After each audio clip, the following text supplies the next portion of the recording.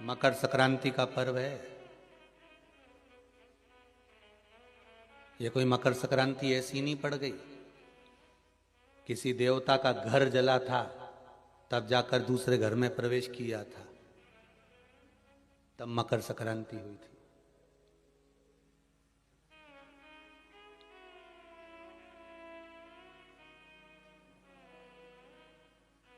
एक बहू ने अपने ससुर का आदर नहीं करा था, तो पिता ने बेटे के घर में आग लगा दी थी, केवल क्रोध में। तब जाकर ये मकर संक्रांति पड़ी थी। कोई ऐसे ही पड़ गई मकर संक्रांति?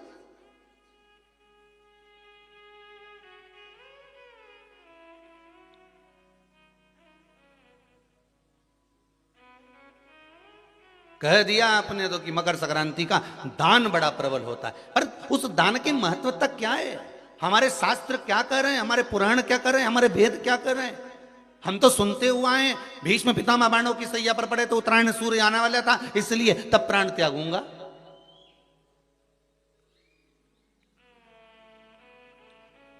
मकर राशि में सूर्य प्रवेश करेगा तब मैं आनंद पाऊंगा, तब मैं दान करूंगा, पुण्य। तो आखिर दान की महत्वता इतनी प्रबल कैसे हो गई? वो तिल की महत्वता इतनी प्रबल कैसे हो गई? वो गुड़ की महत्वता इतनी प्रबल कैसे हो गई?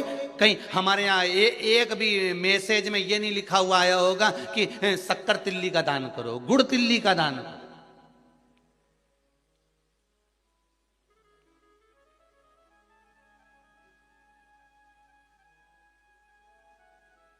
ज्योतिष के हिसाब से तिल शनि है और गुड़ सूर्य है। ज्योतिष के हिसाब से तिल शनि है और गुड़ सूर्य है। कोई साधारण सा भाव नहीं प्रगटा है महाराज जी। इस मकर संक्रांति पर केवल लोगों ने कह दिया कि पतंग उड़ा लो, तो कितनी अच्छी बात है, हिंदू धर्म में कम से कम एक दिन दिया, उड़ा लो जितनी मैंने उड़ाओ, पर एक ही दिन उड़ाना रहे और एक ही दिन काटना। बाकी के दिनों में ना तो किसी के बारे में उड़ाना और ना किसी की काटना।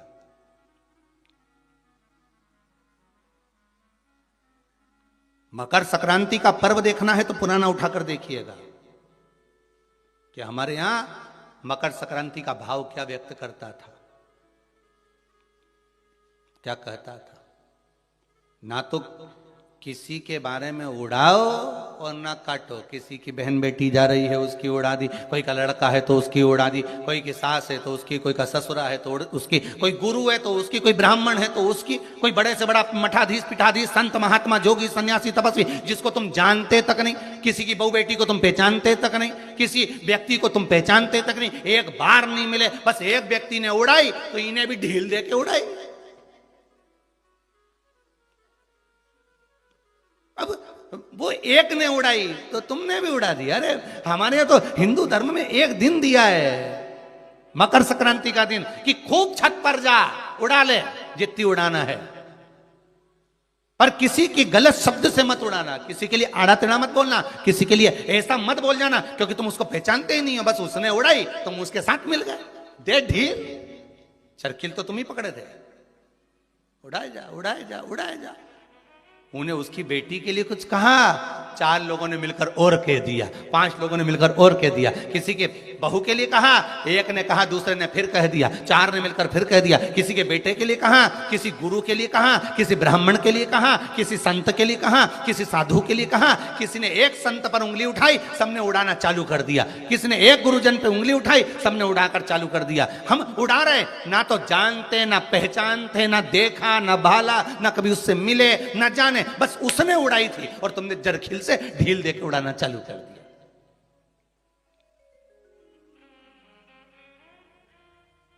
अरे कितना हमारी भारत की भूमि को पहचानो तो रे भाई।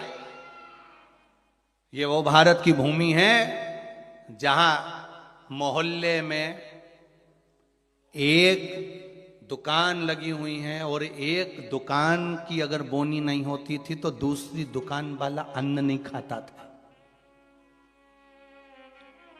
वो नियम अभी भी खत्म नहीं हुआ, अब मरे तक रह गया कि मोहल्ले में कोई मर जाता है तो मोहल्ले के लोग अन्न नहीं बनाते, खाते नहीं जब तक कि वो अर्थी नहीं उठ जाती।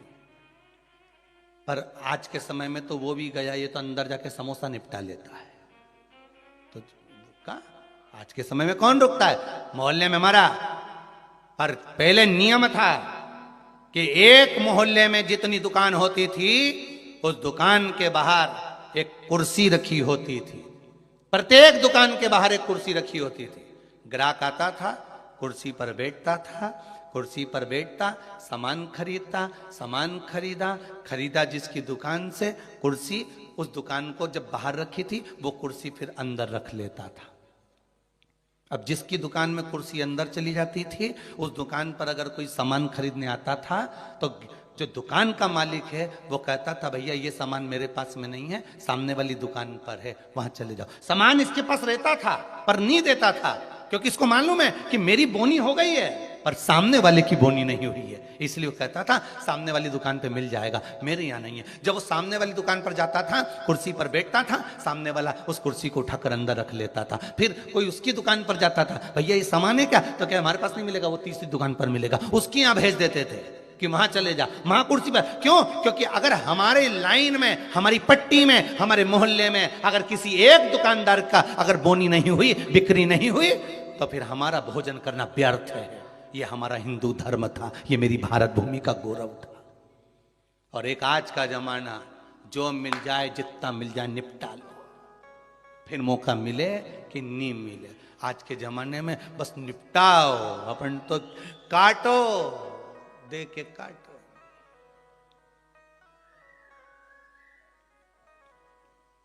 अरे भगवान से भी कहना, पतंग उड़े आकाश माने, डोर थारा हाथ मां, ओ वल्लभ मारी पतंग ऊंची राख जो। श्री जी बाबा मारी पतंग ऊंची राख जो, गोवर्धन बाबा मारी पतंग ऊंची राख, ओ भोले बाबा मारी पतंग। भगवान से प्रार्थना करना। और दिया एक दिन भगवान ने, उड़ा लो जितनी उड़ाना है।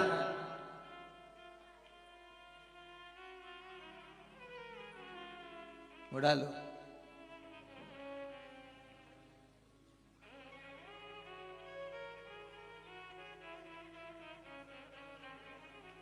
महाराज ज्योतिष में तिल को शनि और गुड़ को, जम के बोलो जरा, सूर्य कहा गया।